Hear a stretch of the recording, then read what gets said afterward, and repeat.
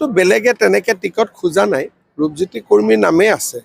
তথাপিতো সিলেকশন হ'ব লাগিব, কিন্তু মুখ্যতঃ ইয়াত বহুত বেছি প্ৰাৰ্থীয়ে টিকট বিচৰা নাই, ৰূপজ্যোতি কৰ্মীৰ নামটোৱে আগত আছে। ফাষ্ট ট্ৰেক আদালত আমি পৰিয়ালটোৰ লগত কথা পাতি দিম, কাৰণ বৰ্তমানৰ জাজজনে এজনো অভিযুক্তক জামিন দিয়া নাই, জামিনৰ আবেদন নাকচ কৰিছে। ফাষ্ট ট্ৰেক আদালতত যোৱাৰ লগে লগে যদি অভিযুক্তবিলাকৰ জামিন তামিন হৈ যায়, দুখটো যাতে মোৰ ওপৰত নপৰে, সেই কথাখিনি ভাল কৰি পাতি পেলাই আমি সিদ্ধান্ত ল'ম। নিয়ম মতে যেতিয়া ক'ৰবাৰ পৰা ভাল ৰিজাল্ট পাই থাকে তেতিয়া তেওঁক মানুহে চেঞ্জ নকৰে। এতিয়া ইয়াত দাবী উঠিছে যে যিজনে ভাল ৰিজাল্ট দি আছে তেওঁক চেঞ্জ কৰক। লেহেমীয়া হ'লেও মানুহকেইজনটো জেলৰ পৰা ওলোৱা নাই না, মানুহকেইজনটো জেলৰ ভিতৰত আছে। এতিয়া গোটেই কথাটোত এইটো যিসকলে এই কথাবোৰ ওলাই থাকে তেওঁলোকে বুজি পোৱা নাই যে সিদ্ধাৰ্থ শৰ্মা শ্যাম কানু জেলত থকাই ৪-৫ মাহ হৈ গ'ল, ওলাব পৰা নাই। সেইটো ডাঙৰ সফলতা নহয় জানো? নিৰ্বাচনৰ পিছত ওলাব বুলি তেওঁলোকে কৈ থাকে, যদি নোলায় তাৰমানে তেওঁলোকে গোটেই দুখটো ৰাজনীতিৰে চায়। তেওঁলোকৰ জুবিনৰ প্ৰতি কোনো মৰম নাই, তেওঁলোকৰ ৰাজনীতি কৰাটোৱে মেইন উদ্দেশ্য। যদি নিৰ্বাচনৰ আগত ওলাবই, পিছত ওলাবই, তেওঁলোকে ভাল উকিল নিদিয়ে কিয় নোলাব পৰা ব্যৱস্থা কৰি? তেওঁ যাব লাগে, কাৰণ তেওঁ উল্টা প্ৰকৃতিৰ মানুহ। সেইকাৰণে তেওঁ কাক চুমা খায়? তেওঁ খায় বাংলাদেশী মিয়াক চুমা খায়। গতিকে তেওঁৰ লগত আমাৰ কথাটো নিমিলে। তেওঁ সোঁফালে গ'লে আমি বাওঁফালে যাম।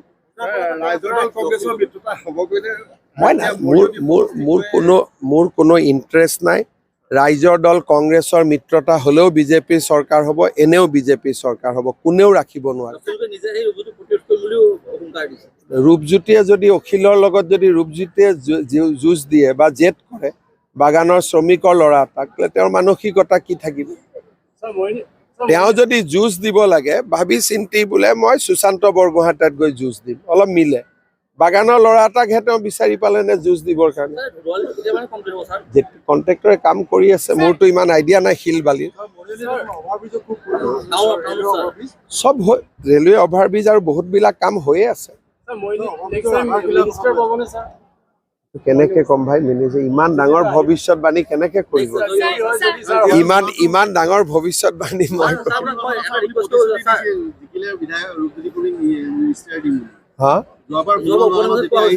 চাওক, ৰূপজ্যোতি কৰ্মী নিজেই মন্ত্ৰী হ'ব নোখোজে, কাৰণ তেওঁ মাহত ৩০টা দিন তেওঁ মৰিয়নিত থাকিব খোজে। মন্ত্ৰী হ'লেতো ইয়াত 4 দিনো থাকিব নোৱাৰে। যিসকল মন্ত্ৰী হয় তেওঁলোকে গুৱাহাটীত মিনিমাম 25 দিন থাকিব লাগিব, সমষ্টিত 4 দিন। কিন্তু ৰূপজ্যোতি ফিল্ডৰ মানুহ, তেওঁ মৰিয়নিৰ বাদে গুৱাহাটীতে থাকিব নোখোজে। মই মাতিলেও কয় দাদা মই মৰিয়নিত আছো। এতিয়া মৰিয়নিততো ওমেন ইউনিভাৰ্চিটি আহিলে, ল কলেজ আহিলে, বাকীও আহিব চব লাহে লাহে।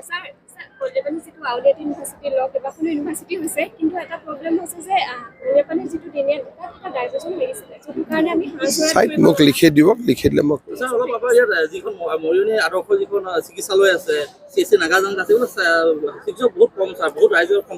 চিকিৎসকৰ যিমানটো মেডিকেল কলেজে যিমান চিকিৎসক জন্ম দিয়ে সিমানেই আমি আনিব পাৰোঁ। লাহে লাহে বাঢ়ি আছে। আজিৰ পৰা 10 বছৰ আগততো ক'তো এজনো নাছিলে। লাহে লাহে যিমানে মেডিকেল কলেজৰ পৰা ষ্টুডেণ্টবিলাক পাছ কৰিছে সিমানে ডক্টৰ বাঢ়ি বাঢ়ি গৈ আছে।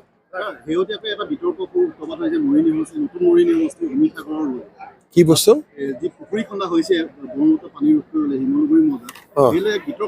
বিতৰ্ক কিয় সৃষ্টি কৰিব লাগে? ৰাইজৰ দলে কৈ আছে যে তাত কোনো ধৰণৰ মানে মই বুজি পোৱা নাই কি কৈ আছে তাত।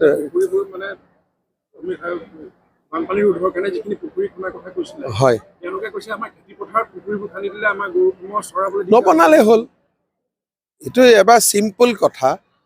বানপানী প্ৰতিৰোধৰ কাৰণে পুখুৰী বিচৰা বহুত গাঁও আছে।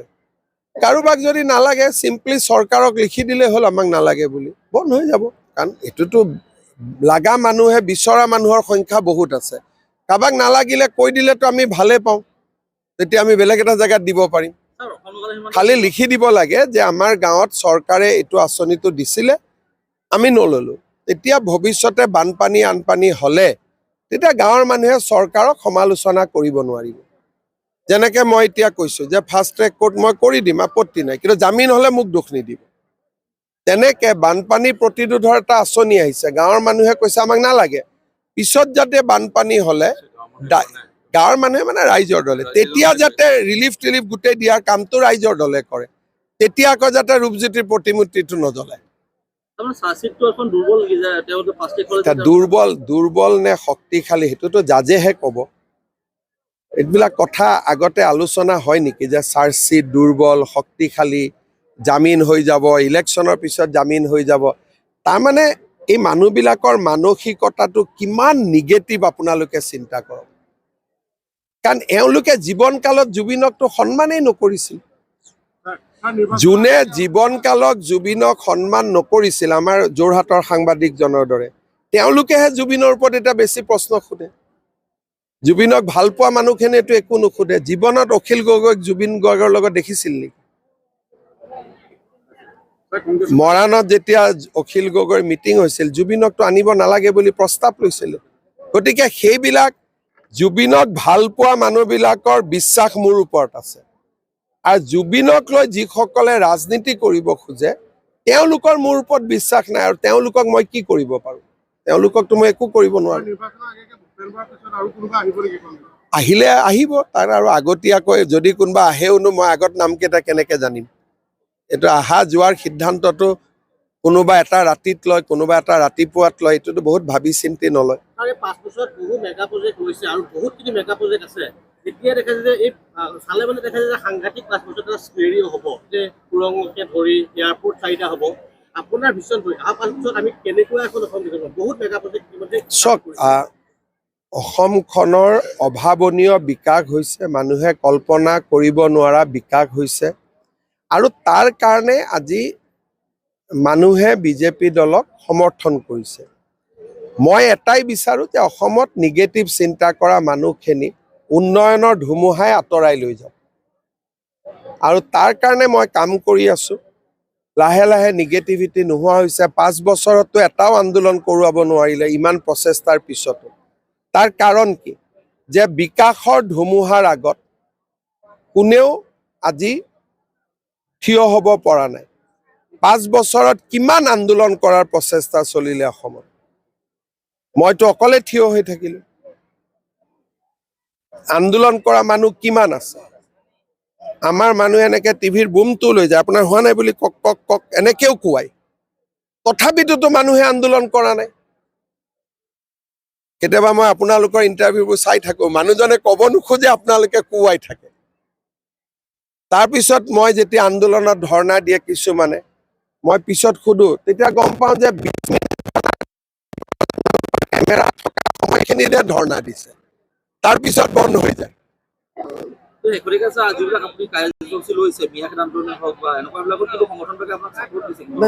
মোকতো মই ক'লো নহয় যে নিগেটিভ মানুহখিনিক বাদ দি পজিটিভ মানুহখিনিয়েতো মোক চবেই ছাপৰ্ট দিয়ে, কিন্তু নিগেটিভ মানুহবিলাক নাই জানো অসমত? গতিকে সেই নিগেটিভ মানুহৰ সংখ্যাবোৰ লাহে লাহে লাহে লাহে কমি আহি থাকিলে অসমখনৰ আৰু উন্নতি হ'ব। এয়াৰপৰ্টৰ কাৰণে চাওক, প্ৰথম কথা মাটি লাগে। মাটি চিলেক্ট কৰাৰ লগে লগে কিছুমান ৰাইজে সমৰ্থন কৰে, কিছুমান ৰাইজে বিৰোধিতা কৰে, যেনেকৈ এতিয়া মই ক'লোঁ যে এই আঁচনিটো লৈ। গতিকে যি অঞ্চলৰ মানুহে উন্নয়ন বিচাৰে, ধৰক জাগিৰোডত আমি ছেমি কণ্ডাক্টৰ মাটি ল'লোঁ, সৰু প্ৰতিবাদ এটাও নাই। সেইকাৰণে আজি জাগিৰোড কি হৈ গ'ল আৰু কি আছিলে? মই এয়াৰপৰ্ট আনিলোঁ, মাটি ঠিক হ'ল, আৰু মোৰে প্ৰতিমূৰ্তি জ্বলোৱা আৰম্ভ কৰিলে, তেতিয়া ক'ত এয়াৰপৰ্ট হ'ব? সেইকাৰণে যি যি জাগাই উন্নতি বিচাৰিব, যি যি স্থানত বিকাশ বিচাৰিব, তাত নিশ্চিতভাৱে বিকাশ হ'ব। এতিয়া এখন এয়াৰপৰ্ট বনোৱা কামটো আমাৰ কাৰণে কোনো ডাঙৰ কামৰ ভিতৰতেই নপৰে। যদি আমি টানেল বনাব পাৰোঁ, সাধাৰণ এখন এয়াৰপৰ্ট বনোৱাটো কি কাম? বাউণ্ডৰী ৱাল এটা হ'ব লাগে, এটা ৰানৱে বনাব লাগে, এইটোতো কোনো ডাঙৰ কাম নহয়। কিন্তু অঞ্চলটোৰ মানুহে বিচাৰিব লাগিব। বহুতে ভাবে কি যে ধৰক আমি ইয়াতে এটা এয়াৰপৰ্ট আনিলোঁ, আনিলে হিমন্ত বিশ্ব শৰ্মাৰ নাম হ'ব, ৰূপজ্যোতি কুৰ্মীৰ নাম হ'ব, গতিকে বেলেগ প্ৰচাৰ এটা চলাই বস্তুটো বন্ধ কৰি দিয়ে। এই নিগেটিভ মানুহখিনিৰ লগতে যোৱা 5 বছৰ মই যুঁজি আছোঁ, বহুত পৰিমাণে সফলো হৈছোঁ, আৰু তাৰ কাৰণে আজি অসমত নামৰূপত ইমান ডাঙৰ ইণ্ডাষ্ট্ৰী আহিলে এটাও আপত্তি নাই, ছেমি কণ্ডাক্টৰ আহিলে এটাও আপত্তি নাই, চাপৰত আজি ইমান ডাঙৰ থাৰ্মেল পাৱাৰ প্লেণ্ট হ'ব, অহা মাহত আমি 13 মাৰ্চত আমি কপিলী হাইড্ৰ ইলেক্ট্ৰিক প্ৰকল্প উদ্বোধন কৰিম, ফাউণ্ডেশ্যন নহয়, 150 মেগাৱাটৰ।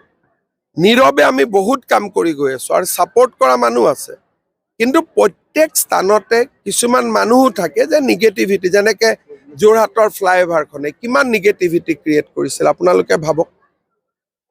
এতিয়া মই বুলি যুঁজিছোঁ, বেলেগ হ'লেতো নুযুঁজিলেহেঁতেন। বহুতেতো অখিল গগৈ ভয়ো খায়, মইহে জানো যে ভয় খাব নালাগে বুলি। সাধাৰণ অফিচাৰবিলাকেতো ভয়ে খাই যায়। নাই, কথাটো কৈছোঁ যে বেলেগে হ'লে কি বাপৰে গৌৰৱ গগৈ বিৰোধিতা কৰিছে, কেনেকৈ কৰিম, কিন্তু আমি সুধো গৌৰৱ গগৈ কোন, কাম হ'ব লাগে। য'ত য'ত ৰাইজৰ সমৰ্থন পোৱা যায় তাত এনেকৈ কাম হৈ থাকে, কিন্তু য'ত ৰাইজৰ সমৰ্থন নাথাকে তাত আপুনি জোৰ কৰি কাম কৰিব নোৱাৰে, আৰু জোৰ কৰি কাম কৰাটো মই নাভাবোঁ। কিন্তু মৰিনী নগৰখনৰ কাৰণে এটা 1990 চনতে পৰিত্যক্ত এডোখৰ ভূমি আছে 100 বিঘাৰো অধিক। নগৰখন যিহেতু সংকুচিত, এফালে বাগিচা, এফালে ৰেলৰ কলনি, এই নগৰখনতো কিবা এটা থাকক। 100 বিঘা মাটিতো কোনো সোমোৱা নাই, কেতিয়াবা ভাল প্ৰকল্প আহিলে চৰকাৰে লৈ ল'ব 100 বিঘা মাটিটো। 100-150 বিঘা মাটি মৰিয়নি টাউনত আছে, মানে পৰি থাকক যেতিয়ালৈকে ডাঙৰ প্ৰকল্প এটা নাহে। যিদিনাখন ডাঙৰ প্ৰকল্প এটা আহে মাটিখিনি ল'লেই হ'ল। আজিৰ যদি প্ৰকল্পটো লৈ লওঁ, কোনোবা ইটো বনাব সিটো বনাব, মাটিখিনি চেজ হৈ যাব। এতিয়া ৱালৰ ভিতৰতে আছে, যেতিয়া মন যায় আমি ল'লেই হ'ল। মইতো নাজানো কোন।